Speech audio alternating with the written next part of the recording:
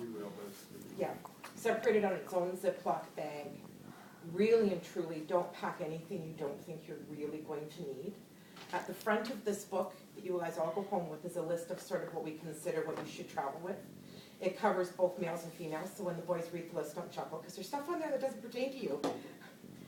So much easier for boys to travel than girls to travel.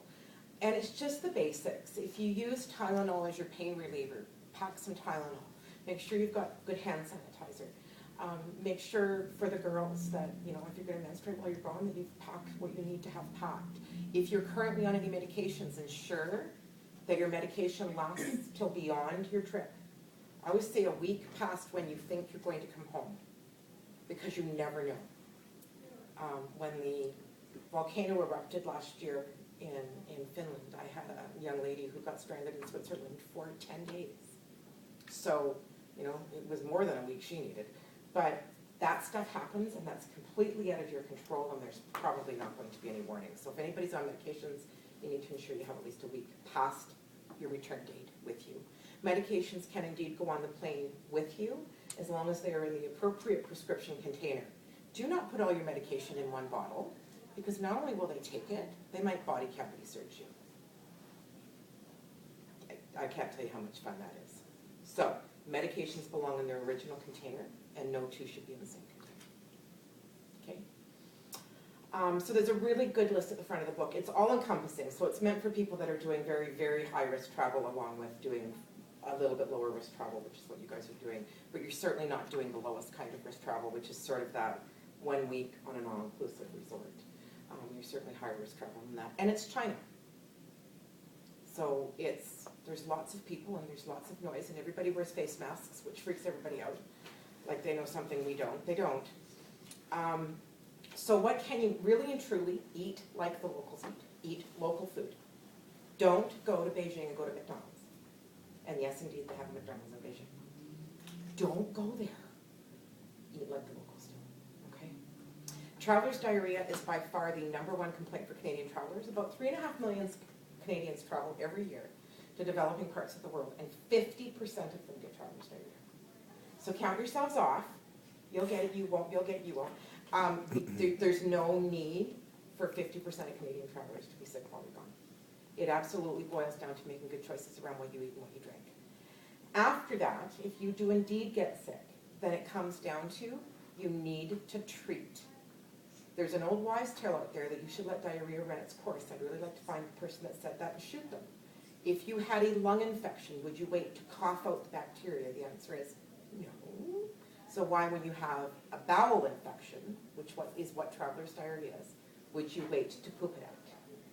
Don't. The risk for dehydration is very, very, very high. True traveler's diarrhea is, I have a client who describes it as peeing out of his bum. That's how much water you're losing. So, you need to replace that water. You need to replace those electrolytes. You need to take something that will slow what's happening in your bowel down, and you need to take an antibiotic to kill whatever it is that made you sick, because 90% of the time, it's a bacteria. The other 10% falls in between parasites and viruses, neither of which you're going to be able to do anything about while you're gone. Okay? So, treatment for diarrhea is 3 steps. It's Gastrolite, which you can buy over the counter in any drugstore. Come on, have a seat down here. Grab a chair over there. Is your chairs behind you? Okay. So, Gastrolite, there's actually a couple of kinds of Gastrolite now. One's not better than the other. They both taste horrible. Forewarn you, they're really salty. We just tried one the other day that was supposed to taste like oranges. It doesn't taste like oranges at all. It tastes like salt. But it works. And it will make the difference between feeling, pardon the pun, really crappy and feeling like you could probably carry on for the rest of the day. Imodium, everybody's seen the commercials for Imodium. It does indeed work. It physically slows down what's happening in your large bowel. So it will indeed make you more comfortable, and it can often take the edge off. The last thing is the antibiotic. The drug of choice for that part of the world is a drug called Cipro. You do indeed need a prescription from a family doctor to travel with Cipro. You need all of 6 tablets. That's it. It's 2 tablets for 3 days. That's all. Most of my clients who've used it have said within 4 to 6 hours their symptoms are completely gone, And that's what you want, right? You just want it to go away. You don't even care what caused it, you just want it to go away, okay? You're certainly traveling to a malarious country, but you are not traveling to a part of the country that has malaria. You're too far north, and it's too soon in the year. It'll be quite cool, and it's March, right? Still be quite cool. You may need to layer. Learn the art of layering when you're traveling, it really matters. But you're too far north and it's too cold. So there shouldn't be any mosquitoes whatsoever at that time of year, okay, and in that part of the country. What has happened very, very recently, like within the last week, this is what's always interesting about travel, it changes and it changes quickly. There's a polio outbreak in China.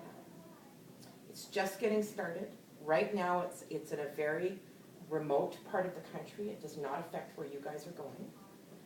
That being said, you're not traveling until March. So I want you all to check in before you go to see whether or not that outbreak has spread. Anybody under 18 should be fine. If you've been immunized as a child, you've had 5 doses of polio vaccine and you're protected until you're into your adulthood. For the grown-ups that are traveling, most of us have not had an adult polio booster because for most places in the world you don't need one. And a week ago, if you guys had come in to see me, I wouldn't have even talked about it because it just hit the Centers for Disease Control, World Health Organization, Public Health Agency of Canada have just listed it. 10 confirmed cases. The estimation is for every one confirmed case, there's probably 100 unconfirmed, undiagnosed. So we're talking about, they haven't had polio since 1994 in China. It can actually be genetically traced to the outbreak in Pakistan, which can be genetically traced to the outbreak in Nigeria, which is in about its 7th year now. So, sometime closer to when you depart for the grown-ups, double check with us that it hasn't moved, okay? Polio is transmitted through food and water and people who've handled your food. It's incredibly contagious. Those of us in our adulthood can ask our parents what it was like to live through polio outbreaks because they did. So, just double check with us, okay? As far as vaccine goes, we always look at vaccine in 3 steps. 1, what is the routine stuff you should have to stay at home? What's routine Canadian vaccine and are you up to date? When we look at that, what we're looking for is whether or not you've completed your hepatitis B series, which would have been offered to you in grade 5. For those in grade 9, currently in grade 9, it would be that your tetanus, diphtheria, pertussis is being given this year and you've had your meningitis for this year. If you haven't had them, we will happily give them to you. Yeah, sorry. We're funny that way. Anybody beyond grade 10, again, it will be that Hep B series and that you've had your DTaP, tetanus, diphtheria, pertussis. We also look at whether or not you've had 2 doses of measles, mumps, rubella vaccine. That's now considered routine. So if you're missing any of that, we'll offer it to you tonight. Okay? That's our first job, is to make sure the routine vaccine is up to date. Our second job is to give you anything that's required for entry into the country you're going to. The answer for China is right at the moment, there are no requirements.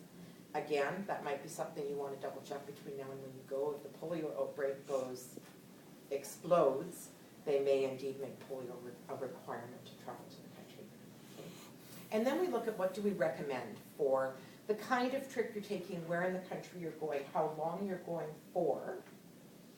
And the 2 most common vaccines we recommend for that is hepatitis A. Hepatitis A disease is transmitted exactly the same way as polio. It's food, water, and people who've handled your food. It's what we call fecal oral, so wrap your head around that. What does that mean? Yes, it means it came from somebody's poop. Both polio and hepatitis A are viral infections. There is no treatment for them.